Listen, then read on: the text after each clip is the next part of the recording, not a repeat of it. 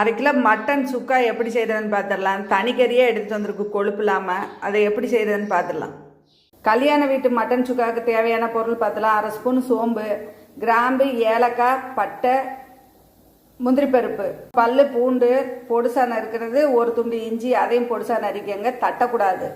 வெங்காயம் ஒரு கைப்பிடி அளவு, அதை நல்லா மிக்சியில் போட்டு அரைச்சி வச்சுருக்கேன். வலுவலுன்னு அதையும் அரைச்சி வச்சுக்கோங்க. அளவுக்கு மட்டனை, இது கொழுப்பு கறியோ எலும்போ இருக்கக்கூடாது. இதை எப்படி செய்கிறதுன்னு இப்போ பார்த்துடலாம்.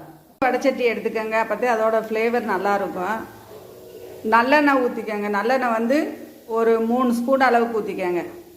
நல்லா காஞ்சதுக்கப்புறம் சோம்பு இதெல்லாம் போட்டு தாளிச்சு விட்ருங்க. எடுத்து வச்சுருக்க வெள்ளைப்பூடி இஞ்சி அதையும் போட்டுக்கலாம். இஞ்சி வதங்கினதுக்கப்புறம் அரைச்சி வச்சுருக்க வெங்காயத்தையும் போட்டுக்கோங்க. இது பச்சை வாசம் போகிற அளவுக்கு வதக்கிக்கோங்க. நல்லெண்ணெய் வாசம் பிடிக்காதவங்க தேங்காய் எண்ணெய் கூட ஊற்றி செய்யலாம், அதுவும் நல்லாயிருக்கும் ஃப்ளேவர். பச்சை வாசம் போனதுக்கப்புறம் 2 ஸ்பூன் அளவுக்கு வரமிளகாத்தூள் இதையும் போட்டுக்கோங்க. தேவையான அளவு இந்த கிரேவிக்கு அளவாக உப்பு போட்டுக்கோங்க. மட்டனில் உப்பும் மஞ்சத்தூள் போட்டு வேக வச்சு வச்சுருக்கேன். அதனால் கிரேவிக்கு மட்டும் தேவையான அளவு உப்பு போட்டுக்கோங்க. கறி மூழ்கிற அளவுக்கு ஒரு அளவு தண்ணியாக ஊற்றிக்கோங்க. எண்ணெய் பிரிஞ்சு வந்தோடனே கருவேப்பிலை, முந்திரி பருப்பு இதையும் போட்டு நல்லா கொஞ்சம் ட்ரையாக வறுத்துக்கலாம். கல்யாண வீட்டு மட்டன் சுக்கா ரெடி ஆயிடுச்சு. இது 1/4 கிலோ அளவு தான் எடுத்து செஞ்சுருக்கோம். எப்படி இருக்குதுன்னு செஞ்சு பார்த்துட்டு கமெண்டில் சொல்லுங்கள் மக்களே.